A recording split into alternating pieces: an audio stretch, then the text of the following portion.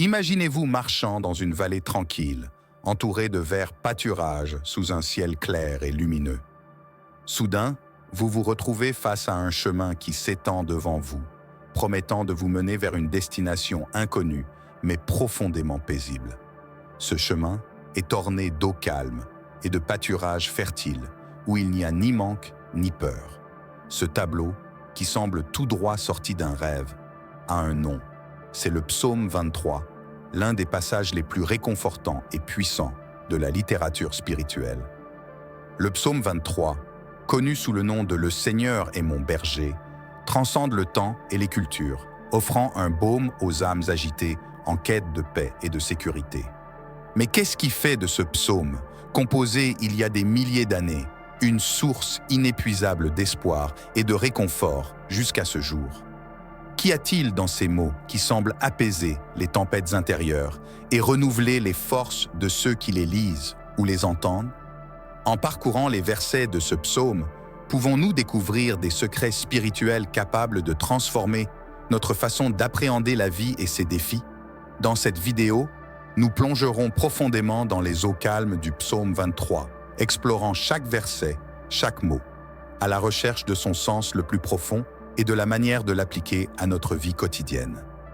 Nous dévoilerons comment, en se déclarant « Mon berger, le Seigneur promet de guider, de pourvoir et de protéger, nos menant vers des pâturages plus verdoyants et des îlots de repos.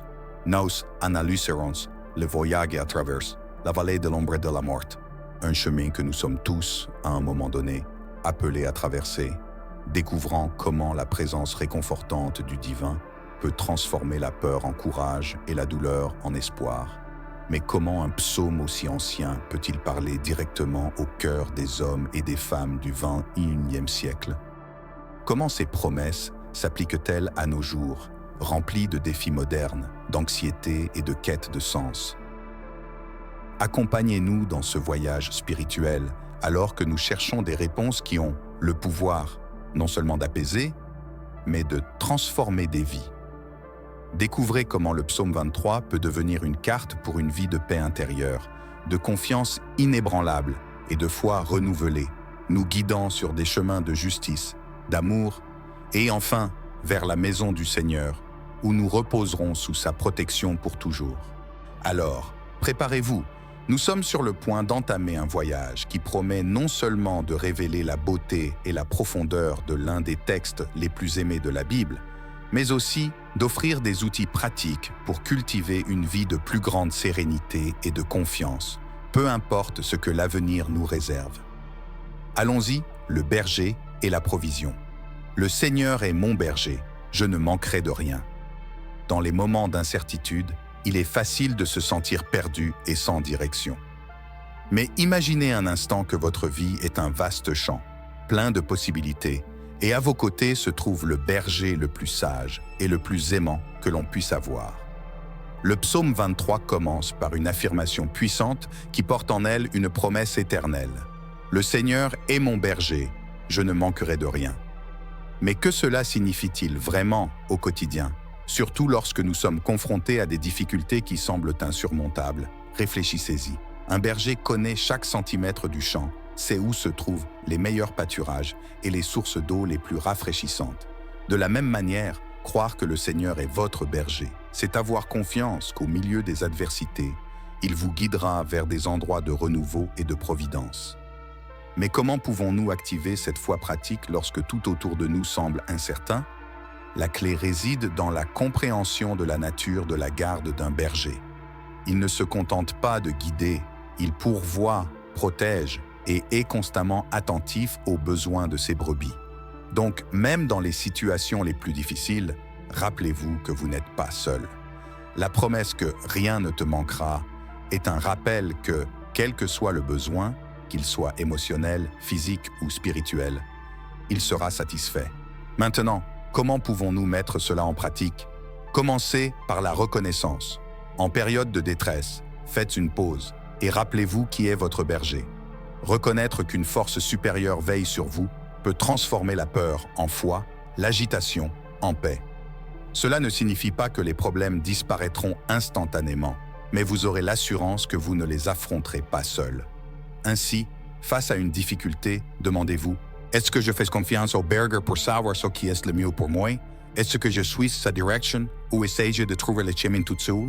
Cette réflexion peut non seulement apaiser votre cœur, mais aussi ouvrir vos yeux aux solutions et aux voies que vous n'aviez peut-être pas vues auparavant. Ce sujet nous conduit à une invitation, à une confiance totale et à une remise, même lorsque nous ne comprenons pas complètement le chemin devant nous. Rappelez-vous, la promesse de provision n'est pas conditionnée aux circonstances.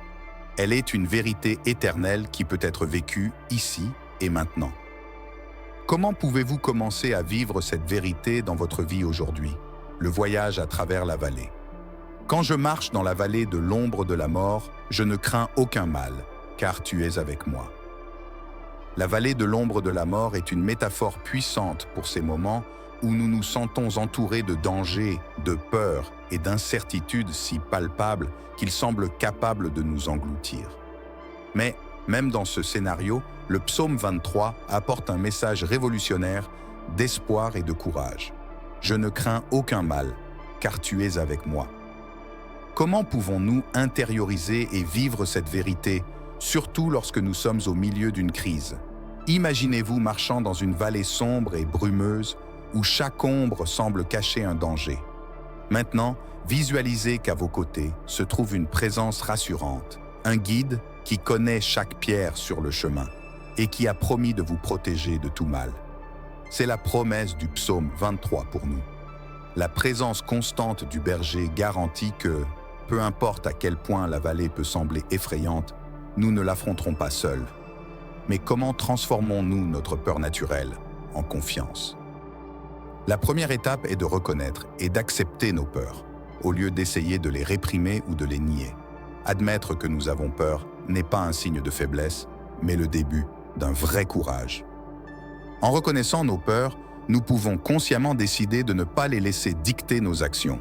La prochaine étape est de se rappeler activement de la promesse « Car tu es avec moi ».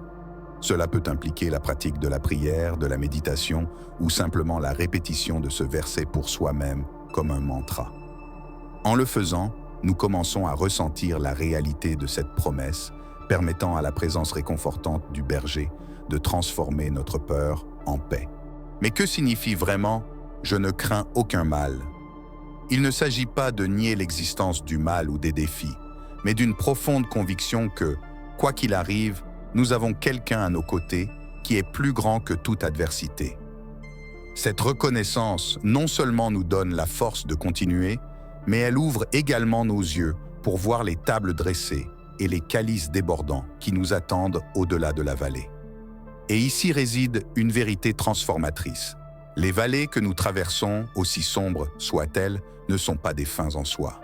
Ce sont des passages, des moments de notre voyage qui, avec l'orientation et la protection du berger, nous mènent vers des endroits de croissance, de force et d'intimité plus grands avec lui. Alors, comment pouvez-vous vous rappeler de cette promesse la prochaine fois que vous vous trouverez dans la vallée? Comment pouvez-vous cultiver une foi qui vous permet de dire, avec confiance, « Je ne crains aucun mal ». La guérison et le renouveau. Il restaure mon âme. En chacun de nous, il y a un réservoir de force et de sérénité, souvent oublié dans la course et les défis du quotidien. Il restaure mon âme est un puissant rappel du psaume 23 que, peu importe à quel point nous pouvons nous sentir épuisés ou fragmentés, il y a une source de guérison et de renouveau à notre portée. Mais comment accédons-nous à cette promesse de restauration lorsque nous nous sentons brisés? Le voyage vers la restauration de l'âme commence par la reconnaissance de notre propre vulnérabilité et du besoin de soins. Dans notre culture qui valorise souvent l'autosuffisance avant tout, admettre que nous avons besoin d'aide peut sembler contre-intuitif. Pourtant, c'est précisément dans cette reconnaissance que commence la guérison. Comme une brebis qui fait confiance à son berger pour la guider vers des eaux tranquilles, nous devons nous permettre d'être guidés vers la source de la restauration. Mais où trouvons-nous cette source? Souvent, nous cherchons le soulagement et le renouveau dans des sources externes, que ce soit le travail, les relations ou les plaisirs temporaires. Cependant, le psaume 23 nous indique une direction différente, La restauration qui vient à travers la connexion avec le divin, qui connaît nos âmes mieux que nous-mêmes. Pour beaucoup, cette connexion commence par la pratique de la prière ou de la méditation. Des moments dédiés à faire taire les voix externes et internes qui réclament notre attention pour simplement être en présence du berger. Ces moments de silence ne sont pas une fuite de la réalité, mais une immersion dans une réalité plus profonde, où nous pouvons être restaurés et renouvelés. De plus, la restauration de l'âme implique souvent la pratique du pardon, aussi bien envers nous-mêmes qu'envers les autres. Porter le poids du ressentiment et de la culpabilité peut nous maintenir prisonniers dans un état d'épuisement. C'est pourquoi libérer ces attaches est crucial pour le voyage de guérison. Mais comment savons-nous que notre âme est restaurée? Les signes peuvent être subtils. Un sens renouvelé de dessein, une paix intérieure qui n'est pas facilement ébranlée par les circonstances externes, ou une capacité accrue à aimer et à se connecter avec les autres. Et voici une pensée provocante. Et si la restauration de votre âme n'était pas seulement pour votre propre bénéfice, mais aussi pour que vous puissiez être une source de renouveau pour les autres? Comment votre voyage de guérison personnelle peut-il avoir un impact positif sur le monde qui vous entoure? Alors, je vous invite à réfléchir. Que signifie pour vous « Il restaure mon âme » ? Et, plus important encore, comment pouvez-vous ouvrir un espace dans votre vie pour que cette restauration se produise? Le chemin de la justice. Il me conduit par des sentiers de justice à cause de son nom. Naviguer dans la vie peut ressembler à traverser un labyrinthe complexe où chaque choix nous emmène sur des chemins différents, certains plus difficiles que d'autres. La promesse d'être guidé par des sentiers de justice apporte un réconfort immense, mais peut aussi sembler quelque peu abstraite. Comment alors pouvons-nous discerner ces sentiers dans notre parcours quotidien, surtout lorsque nous nous retrouvons à des carrefours cruciaux ou face à des décisions difficiles? Tout d'abord, comprendre les sentiers de justice va au-delà de suivre un ensemble rigide de règles ou de directives. Il s'agit d'un chemin aligné sur des principes d'intégrité, de vérité et d'amour, des valeurs éternelles qui reflètent la nature du divin. Être guidé par ces sentiers signifie chercher à vivre d'une manière qui honore ces principes, même lorsque cela exige des sacrifices ou va à l'encontre du courant dominant de la société. Mais comment pouvons-nous être sûrs que nous suivons ces sentiers?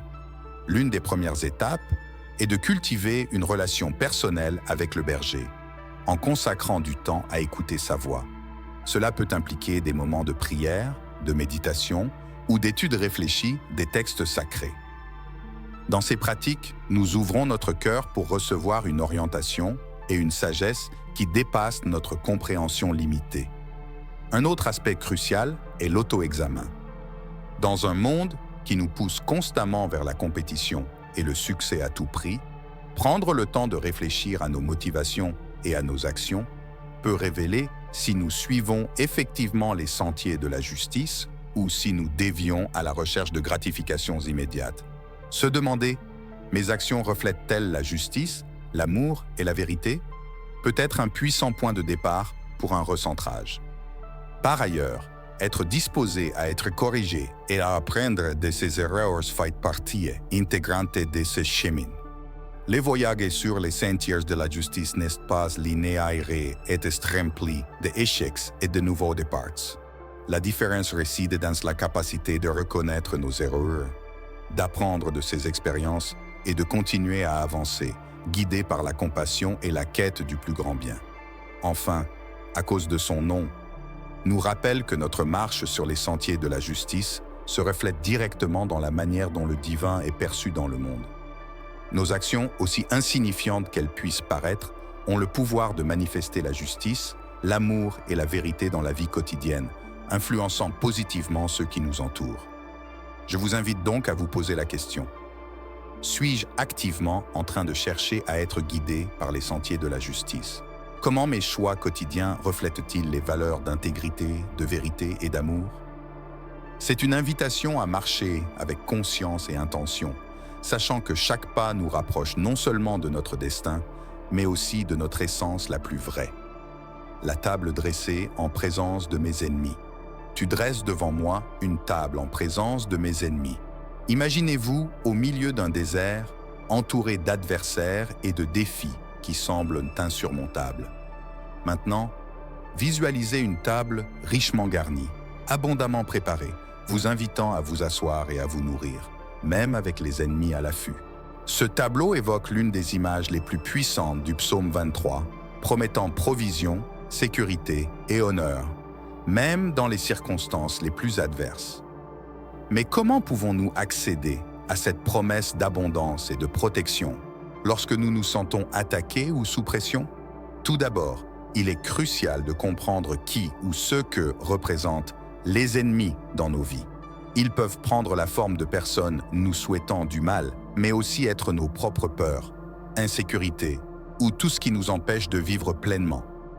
Reconnaître nos ennemis est la première étape pour les affronter avec dignité et courage. L'idée d'avoir une table dressée en présence de mes ennemis parle directement au cœur de faire face à nos défis, la tête haute. Il ne s'agit pas de nier l'existence d'adversité, mais de revendiquer notre capacité à prospérer malgré elle. Comment pouvons-nous alors manifester cette table d'abondance dans nos vies? Commencez par cultiver une mentalité de gratitude. Même dans les moments les plus difficiles, il y a toujours quelque chose pour lequel être reconnaissant. Cette pratique ne change pas seulement notre perception des événements autour de nous, mais nous ouvre également à reconnaître et à recevoir les bénédictions qui sont déjà en train d'être préparées pour nous. En outre, nourrissez votre foi et votre courage. Croire en l'existence d'une force supérieure, travaillant en votre faveur, est essentiel pour accéder à la provision promise. Lorsque nous nous sentons soutenus et protégés, nous sommes capables de faire face à nos ennemis avec une nouvelle perspective, les voyant comme des opportunités de croissance et d'affirmation de notre résilience. Un autre point important est la communauté. Personne n'affronte ses ennemis seul. Avoir des personnes qui nous soutiennent, croient en nous et nous aident à voir la table d'abondance, même lorsque nous sommes aveugles pour elle, est une ressource inestimable. Ces relations nous rappellent notre force et l'amour qui nous entoure, même au milieu du désert. Enfin, posez-vous la question: comment puis-je me nourrir à la table qui a été dressée pour moi aujourd'hui? Cela peut signifier prendre soin de soi, rechercher le savoir, se connecter avec les autres, ou simplement prendre un moment pour apprécier la beauté qui vous entoure. Chacun de ces actes est un pas vers la table préparée, une reconnaissance de l'abondance qui existe déjà dans votre vie. Se rappeler qu'il y a une table dressée pour vous, même dans les moments les plus difficiles, est une affirmation puissante de foi et de résilience. Comment allez-vous commencer à reconnaître et à vous asseoir à votre table aujourd'hui? L'onction et l'abondance. Tu oins ma tête d'huile, mon calice déborde. Cette partie du psaume 23 nous transporte dans un scénario d'honneur et d'abondance incomparable. Être oint d'huile, dans les temps anciens, était un symbole de choix, de protection et de faveur divine. Le calice qui déborde n'est pas seulement une image de suffisance, mais de surabondance. Comment pouvons-nous alors vivre cette promesse d'être choisis, honorés et abondamment bénis dans notre vie quotidienne, surtout dans les moments où nous nous sentons les plus dévalorisés ou en manque?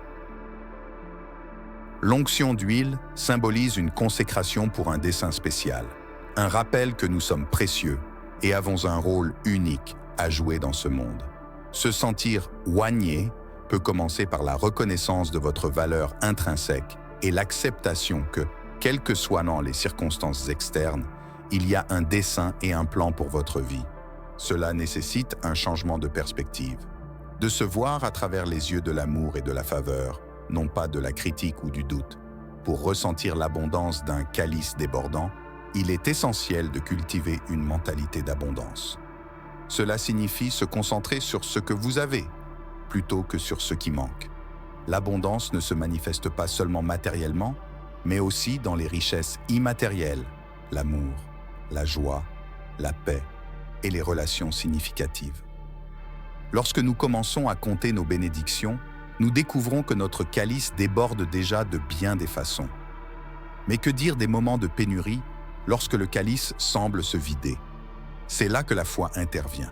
Croire que la source de notre onction et de notre abondance n'est pas tarie, même lorsque nous ne voyons pas immédiatement comment nos besoins seront comblés. Cet acte de foi ouvre nos cœurs et nos esprits pour reconnaître et recevoir les bénédictions qui viennent de manière inattendue. De plus, partager notre abondance avec les autres est une manière puissante d'expérimenter notre calice qui déborde. Lorsque nous donnons généreusement, que ce soit de notre temps, de nos ressources ou de nos talents, nous entrons dans un cercle vertueux de donner et recevoir qui amplifie notre expérience de l'abondance. Enfin, demandez-vous, de quelle manière suis-je oigné de faveur et de dessein? Comment puis-je cultiver une mentalité d'abondance, même en période de pénurie? Ces questions peuvent non seulement aider à changer votre perspective, mais aussi ouvrir des voies pour expérimenter l'abondance promise dans le psaume 23. Se souvenir que vous êtes oint et que votre calice peut déborder, même dans les circonstances les plus difficiles, est une invitation à vivre une vie marquée par la gratitude, le dessein et la générosité. Comment choisirez-vous de vivre cette vérité aujourd'hui? La sécurité de demain. Certainement, la bonté et la miséricorde me suivront tous les jours de ma vie, et j'habiterai dans la maison du Seigneur pour de longs jours. La conclusion du psaume 23 nous apporte une promesse de sécurité éternelle et de compagnie constante de la bonté et de la miséricorde divine. Cependant, dans un monde qui semble souvent incertain et volatile, comment pouvons-nous nous accrocher à cette promesse et croire vraiment qu'en toutes circonstances, nous serons suivis par la bonté et la miséricorde tous les jours de notre vie? La clé pour comprendre et vivre cette promesse réside dans la confiance continue en la nature et le caractère du divin. Certainement, ne laisse aucune place au doute. C'est une affirmation de confiance absolue qu'en toutes circonstances, la bonté et la miséricorde seront présentes. Mais comment cette confiance se manifeste-t-elle dans notre vie quotidienne? Cela commence par la reconnaissance que la bonté et la miséricorde ne signifient pas que nous serons exempts de difficultés ou de défis. Au contraire, cela signifie qu'au milieu de ces défis, nous ne serons pas seuls. Nous serons soutenus, guidés et réconfortés. Reconnaître la présence de la bonté et de la miséricorde, même dans les moments les plus sombres, peut changer notre expérience de ces défis, les transformant en opportunités de croissance et d'apprentissage. De plus, vivre avec l'attente de la bonté et de la miséricorde nous permet d'aborder chaque nouveau jour avec une perspective d'espoir et d'optimisme, peu importe ce que le jour précédent a pu apporter. Ce n'est pas une négation de la réalité, mais un choix conscient de se concentrer sur la présence constante du bien, même quand il n'est pas immédiatement évident. J'habiterai dans la maison du Seigneur pour de longs jours. Parle d'une relation de proximité continue avec le divin, une promesse d'appartenance et de communion éternelle. C'est la sécurité ultime qui transcende la compréhension temporelle. C'est une vision de l'éternité qui commence ici et maintenant. Comment pouvons-nous cultiver ce sentiment d'éternité dans nos vies quotidiennes? Les pratiques spirituelles, la communauté de foi et les actes d'amour et de service sont des moyens d'expérimenter et d'exprimer cette réalité éternelle dans le présent. Alors, comment pouvons-nous nous ouvrir davantage à l'expérience de la bonté et de la miséricorde chaque jour? Comment pouvons-nous nous rappeler? Cette promesse de demeure est un élément dans la présence du divin, surtout lorsque les circonstances essayent de nous convaincre du contraire, en réfléchissant à ces questions. Nous sommes invités à vivre avec une profonde conscience de la présence constante de la bonté et de la miséricorde dans nos vies, transformant notre perception de la réalité et renforçant notre foi en la sécurité éternelle promise dans le psaume 23. Comment choisirez-vous de vous souvenir et de vivre à la lumière de cette promesse aujourd'hui? Maintenant, terminons comme une prière. Cher Père céleste, face à l'immensité de ton amour et à la profondeur de ta grâce, nous nous approchons avec des cœurs humbles, mais remplis d'une foi renouvelée. Le voyage à travers le psaume 23 nous a rappelé ta présence constante dans nos vies, ton soin inébranlable qui nous guide, nous protège et pourvoit, même dans les vallées les plus sombres. Seigneur, notre foi a été restaurée par le souvenir que tu es notre berger, et rien ne nous manquera. Tu nous as appris à voir la table que tu as préparée devant nous, même en présence de nos ennemis. Et tu as montré que ton huile d'onction et l'abondance de ton amour sont plus que suffisantes pour faire déborder nos calices. Maintenant, nous avançons avec la certitude renouvelée que ta bonté et ta miséricorde nous suivront tous les jours de nos vies. À chaque pas que nous faisons, que notre foi en toi s'approfondisse, nous permettant de voir ta main dans chaque détail de notre voyage. Père, dans les moments d'incertitude, rappelle-nous que nous ne marchons pas seuls. Ta présence est la lumière qui éclaire notre chemin, la force qui soutient notre espérance et l'amour qui guérit nos âmes. Que nous puissions reposer dans la sécurité de savoir que nous habiterons dans ta maison, en ta présence, pour de longs jours, en vérité, pour toute l'éternité. Je te remercie, Seigneur, de restaurer notre foi et de nous assurer que, quoi que nous affrontions, tu es avec nous. Que cette vérité résonne dans nos cœurs aujourd'hui et toujours, nous guidant, nous protégeant et nous remplissant d'une paix qui dépasse toute compréhension. Au nom du Père, du Fils et du Saint-Esprit. Amen.